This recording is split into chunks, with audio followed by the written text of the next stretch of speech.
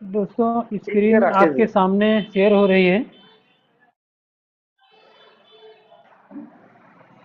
आज का जो टॉपिक है डायरेक्ट अप्रोच सेंटेंस। हम डायरेक्ट अप्रोच किसी को कैसे करें। एक होता है इनडायरेक्ट, एक होता है डायरेक्ट। ज़्यादातर हम लोग डायरेक्ट में ही काम कर रहे हैं। डायरेक्ट मतलब ये हुआ कि हम जहाँ काम कर रहे हैं कहीं ना कहीं वो हमारे जान पहचान के हैं, हमारा उनका संपर्क पहले से है।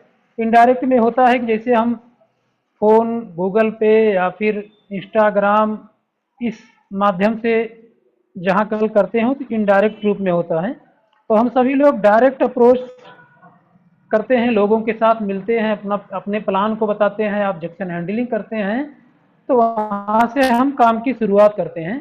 तो समस्या कहीं ना कहीं आती है कि हम किसी के सामने गए, घर से निकले, वहाँ मिलने के लिए गए, मिले भी, लेकिन अपनी बातचीत में हम बातचीत करके हालचाल लेकर के कहीं ना कहीं संकोच करते हैं कि हम बीमे की शुरुआत कहाँ से करें। और शुरुआत भी करते हैं तो लोग एक ऐसा सेंटेंस बोल देते हैं जहाँ से हम शुरुआत करते हैं वहीं से हम वापस चले आते हैं कि भैया आपके लिए, आपके पास हम आए थे, वही बीमा की जो बात हुई थी उसी के लिए बातचीत हम करते हैं, बस तुरंत वहीं से हम क्लोज करके चले आते हैं। ठीक है भैया, बीमा की बातचीत हुई थी, अभी पैसा नहीं है, बाद में हम बात करते हैं। तो हम शुरू करते हैं वहीं पर क्लोज करके चले जाते हैं। तो सबसे बड़ी समस्या है सभी लोगों के, या फिर एमडी आरटी एडवाइजर हूँ, ये समस्याएं सभी के साथ हैं। मेरे साथ, हम इंश्योरेंस सेक्टर में हैं तो ये समस्या हमारे साथ रहेगी भी। इस समस्या के समाधान के लिए हम आपके बीच में कुछ जो है एक पीपीटी के माध्यम से इस समस्या का समाधान करना चाहेंगे। इसके माध्यम से हम सभी लोगों को, आप लोग हमसे ज़्यादा जानकार सर हैं, पढ़े आवाज बहुत लिखे धीरे हैं। आ रही है। आवाज़ धीरे आ रही है। और भाई कंफर्म करें कि राजदेव के पास बहुत ही धीरे धीरे आ रही धीरे है सर, पहुंच हमारे रहे में हैं। एक सबके में है। कृपया कट रही कोई धीरे, कंफर्म। कट रही है धीरे धीरे सर। हाँ। आवाज़ कट रही है जी। तो भी हम कुछ व्यवस्था करते हैं। कुछ ना कुछ आत्मा आवाज़ कट रही है, नेटवर्क तो ठीक ठाक है, 5G दिख रहा है। तो हम अपने नेटवर्क को चेंज कर लेते हैं। हेलो, मोबाइल बना के भेज दो ना, फालतू में धरा 1 महीने से।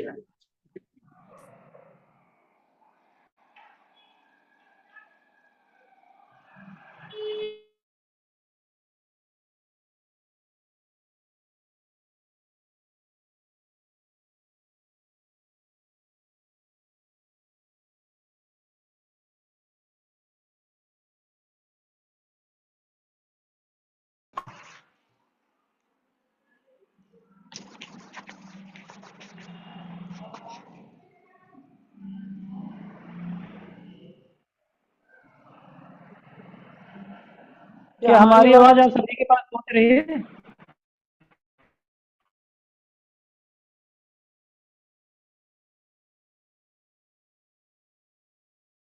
हाँ राकेश जी, आपकी आवाज आ रही है।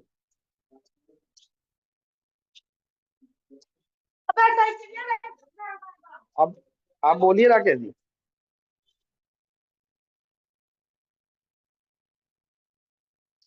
अभी तो नहीं आ रही आवाज आपकी।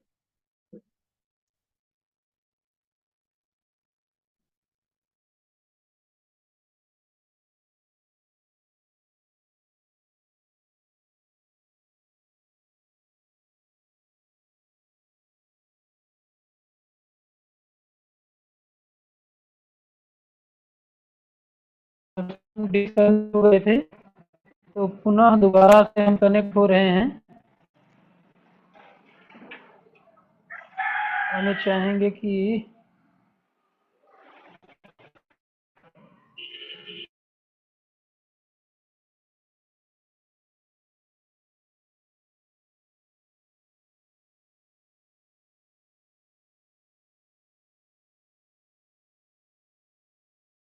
से स्क्रीन शेयर कर रहे हैं।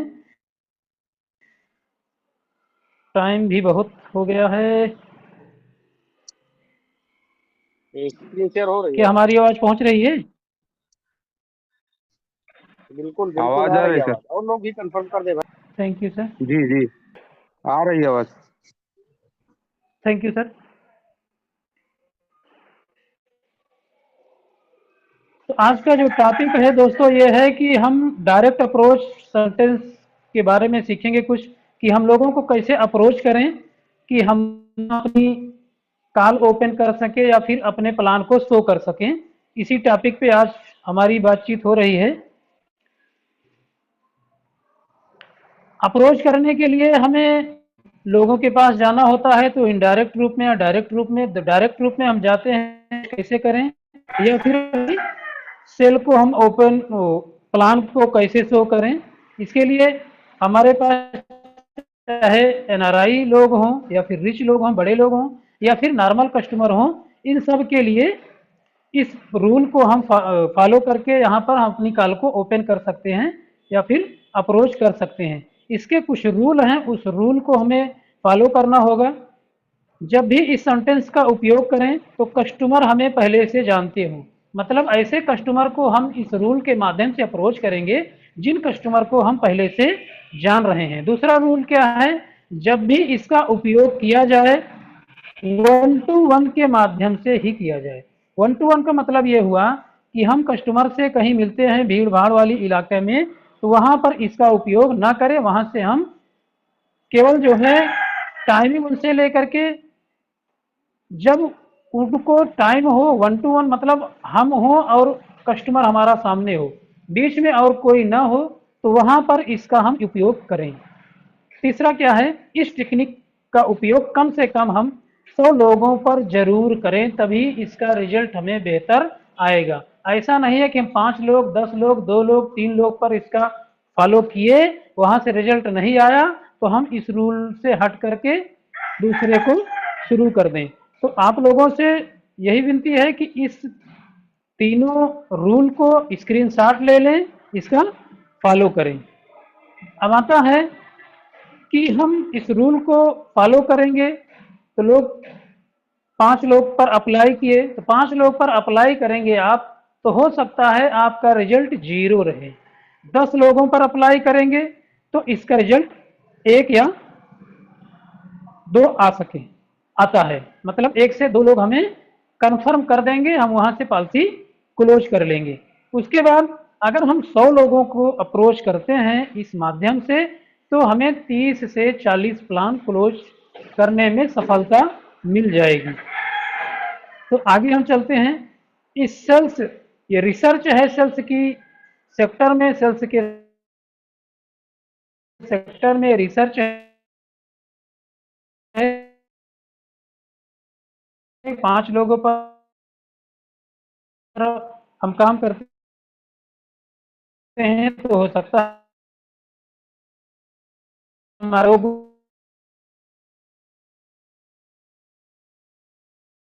हमारा क्या है, जब हम किसी के पास जाएं तो इस सेंटेंस को यूज करें जैसे किसी के पास पहुंचे। हम ये नहीं सोच पा रहे हैं कि कौन से प्लान को कैसे बताएं, क्या करें, अपनी बातचीत को शुरुआत कहां से करें। तो पहला सेंटेंस हमें क्या बोलना है कि भाई साहब 60 साल में आपको कितना पेंशन आएगा। किसी से पूछ सकते हैं, नौकरी करते हो, दुकान करते हो या फिर व्यवसाय करते हो, कि आप 60 साल की उम्र जब आपकी हो जाएगी तो आपको कितना पेंशन आएगा, कितना पेंशन मिलेगा। तो जाहिर सी बात है उधर से जो क्वेश्चन का आंसर मिलेगा वो मिलेगा नो। हमने अभी तक ऐसी कोई व्यवस्था नहीं की है या फिर हम नौकरी नहीं करते हैं, हमारे पास 60 साल के बाद पेंशन की व्यवस्था नहीं है। तो हमें क्या कहना है, नहीं है तो उसके बारे में हम आपको कुछ बता सकते हैं। हमारे पास ऐसी व्यवस्था है कि आप 60 साल के बाद पेंशन पा सकते हैं। तो कितना चाहते हैं, उनसे पूछना है कि अगर आपके पास व्यवस्था नहीं है पेंशन की, तो आप कितना चाहते हैं 60 साल पर आपको कितनी पेंशन मिले। एक क्वेश्चन का आंसर यह हो सकता है नो। नो आंसर आता है तो आपको कहना है कि आप कितनी पेंशन चाहते हैं। दूसरा क्वेश्चन, इसी प्रश्न पे उत्तर हमें मिल सकता है, क्वेश्चन का आंसर मिल सकता है। हमने सोचा नहीं है 60 साल पे हमें पेंशन मिलेगी कितनी, ये हमने अभी तक सोचा ही नहीं है।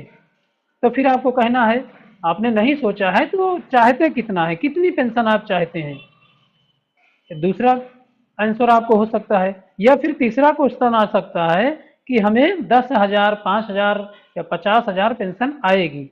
तो उस क्वेश्चन का जवाब क्या देना है कि जो 10,000, 5,000, 8,000 आपकी आएगी, इसको आप बढ़ाना चाहेंगे। तो इस माध्यम से हम वहां पर अपना प्लान शो कर सकते हैं। हम किसी के सामने जाएं, ज़्यादातर लोगों के पास पेंशन की व्यवस्था नहीं है। जो सरकारी नौकरी भी कर रहे हैं 2004 के पहले की जिनकी ज्वाइनिंग है उन्हीं को पेंशन है। 2004 के बाद पेंशन की व्यवस्था सरकारी नौकरी वालों की भी खत्म हो गई है। तो आप इसको ज़्यादा से ज़्यादा लोगों को शेयर करके इस क्वेश्चन को इस सेंटेंस के माध्यम से अपनी पॉलिसी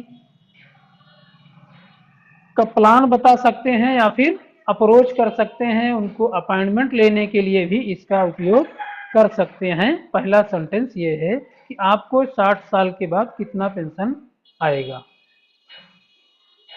अगले पीपीटी पे चलते हैं, अगले क्वेश्चन पे हम चलते हैं कि आगे हम कैसे दूसरा सेंटेंस क्या दे सकते हैं। इस उम्र में आपकी सेविंग तो बहुत अच्छी हो गई होगी। हमें ये नहीं पूछना है कि आप इस समय सेविंग कर रहे हैं कि नहीं कर रहे हैं।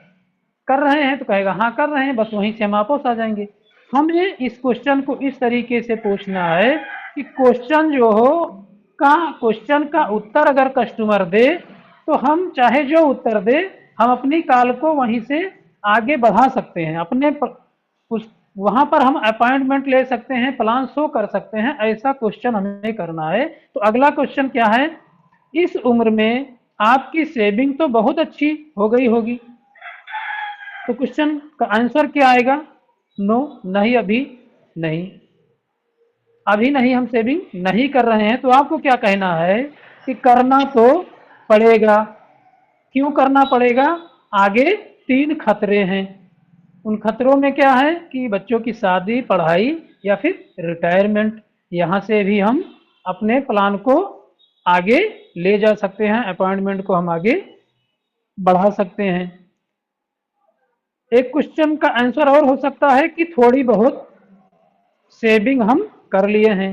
तो थोड़ी बहुत सेविंग कर लिए हैं तो शादी, पढ़ाई या रिटायरमेंट के लिए पर्याप्त है वो। तो क्वेश्चन आएगा नहीं है। तो नहीं है तो आज शाम को हम आपसे मुलाकात करते हैं, 15 मिनट का टाइम निकाल के रखिएगा। शाम 7 बजे मिलते हैं या फिर सुबह 7 बजे मिलते हैं।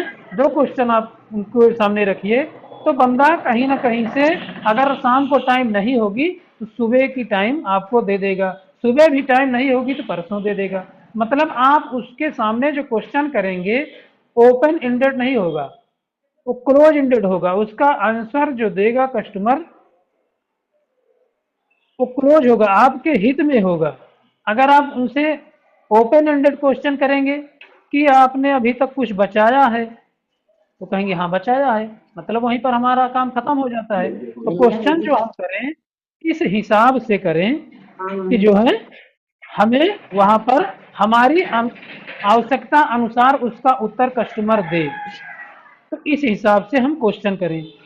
तीसरा क्वेश्चन कर सकते हैं कॉल ओपन करने के लिए। इस क्वेश्चन को जब आप करिएगा कि जब कस्टमर के साथ बच्चे हों, मतलब कस्टमर के साथ जब आप कस्टमर के घर पे गए हैं, बच्चा आपको दिख जाए, तब वहां पर आपको एक क्वेश्चन करना है कि बच्चों की उच्च शिक्षा की व्यवस्था हो गई है क्या आपके पास।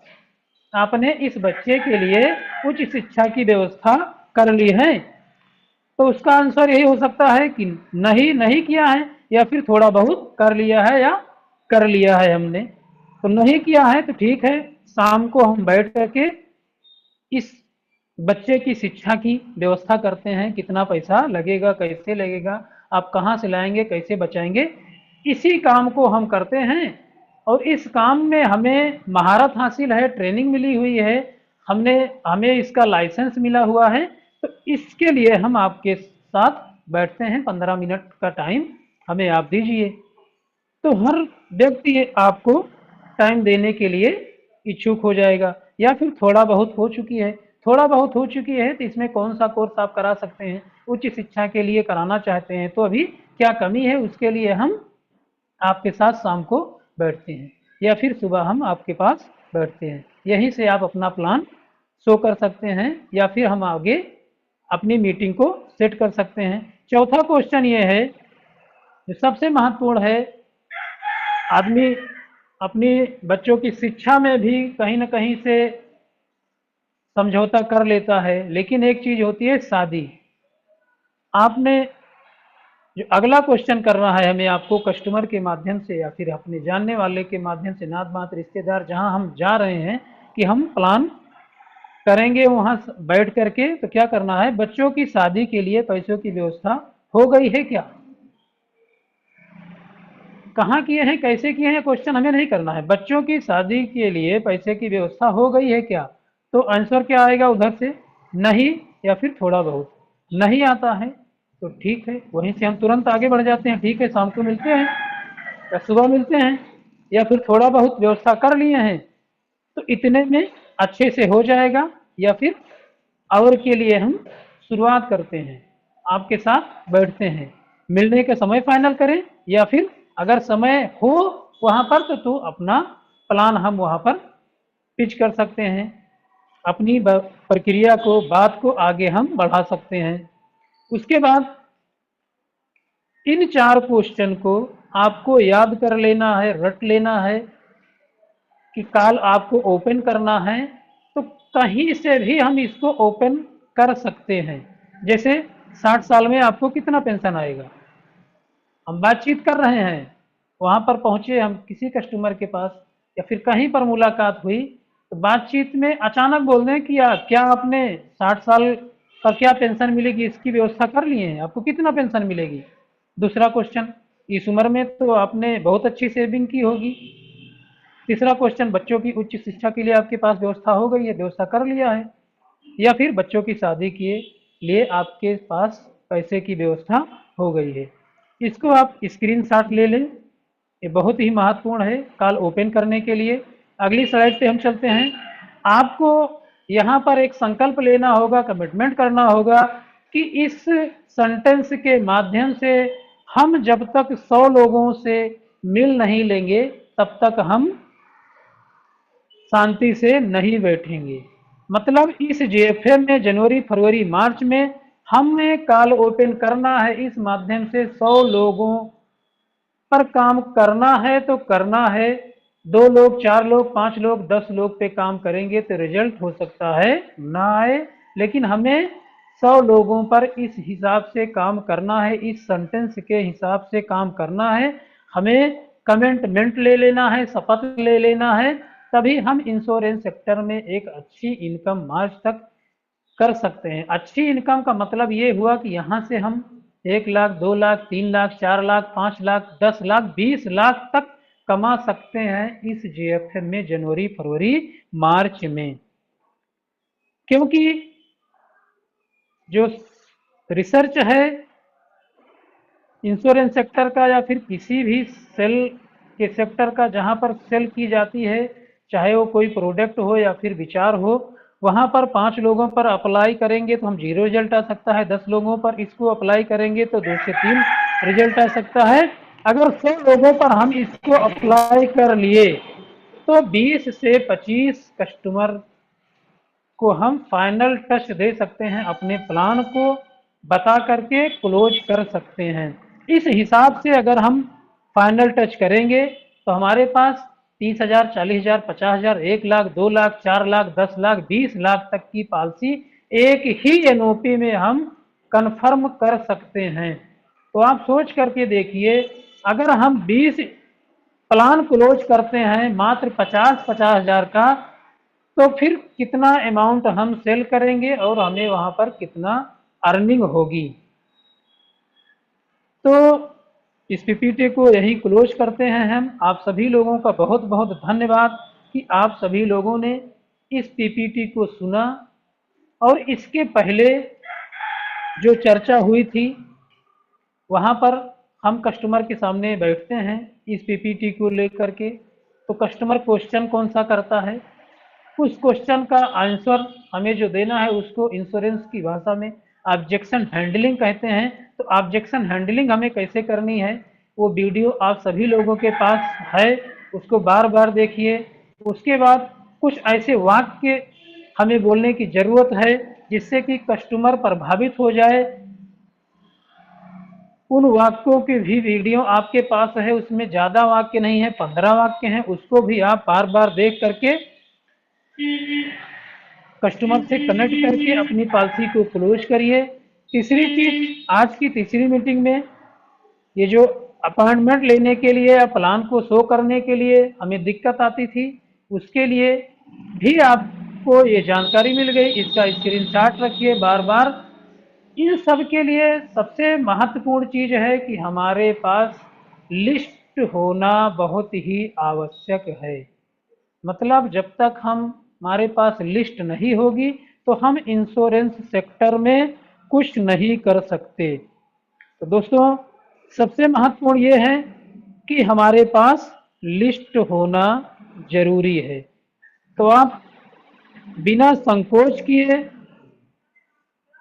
इस बिजनेस में ऊंचाइयों पर पहुंचना है, बुलंदियों पर पहुंचना है, अच्छी इनकम करना है, तो आपको लिस्ट तो करना ही पड़ेगा। क्योंकि हम या आप जो है जमालुद्दीन सर हैं, ब्रांच मैनेजर हैं, ट्रेनिंग मैनेजर हैं, आपको गाइड कर सकते हैं। आपको जहां परेशानी होती है उस परेशानी में क्या आपको करना है उसका समाधान दे सकते हैं, लेकिन कस्टमर की लिस्ट आपको ही बनानी पड़ेगी। तो इसके लिए सबसे महत्वपूर्ण है कि हम लिस्ट कैसे बनाएं। लिस्ट बनाने में किसी को कोई दिक्कत आ रही हो तो हमसे बाद में जमालुद्दीन सर से संपर्क कर लें। पहली मीटिंग में, जूम मीटिंग में ऑब्जेक्शन हैंडलिंग की बात हुई थी, तो हमने ही खोज करके आप लोगों के जो बीच में क्वेश्चन आता है उसका आंसर के लिए ऑब्जेक्शन हैंडलिंग की वीडियो बनाई। उसमें आप लोगों से अपील की गई थी कि इसके अलावा जो ऑब्जेक्शन हैंडलिंग आ रही हो उसको आप लोग बताइए। तो किसी का ना तो कोई फ़ोन आया उस पर, ना किसी का कोई प्रतिक्रिया आई। तो इससे ये सिद्ध होता है कि हम लोग मार्केट में काम नहीं कर रहे हैं। उसकी सबसे बड़ी समस्या जो हमारे निगाह में आई कि हम अप्रोच करने के लिए कहीं ना कहीं हमारे अंदर झिझक है, डर है। तो उसके लिए इस पीपीटी को तैयार किया, आपके ना कहने पर भी। तो इस पीपीटी से हमें उम्मीद है कि हम सभी लोगों को जो हमारे बीच में इस समय हैं उनकी झिझक इससे ख़त्म हो जाएगी। लेकिन मैं आप लोगों से पुनः यही कहूँगा कि आप लोग लिस्ट तत्काल बनाना शुरू कर दीजिए कि हमारे 10, 20, 50, कम से कम अगर 100 आप बना लेते हैं तो इस जीएफएम में जितने लोग भी इस समय हैं 5 लाख रुपए से कम की इनकम किसी की नहीं होगी। तो हम अपनी बात को यहीं विराम करते हैं। आगे चाहेंगे कि जमालुद्दीन सर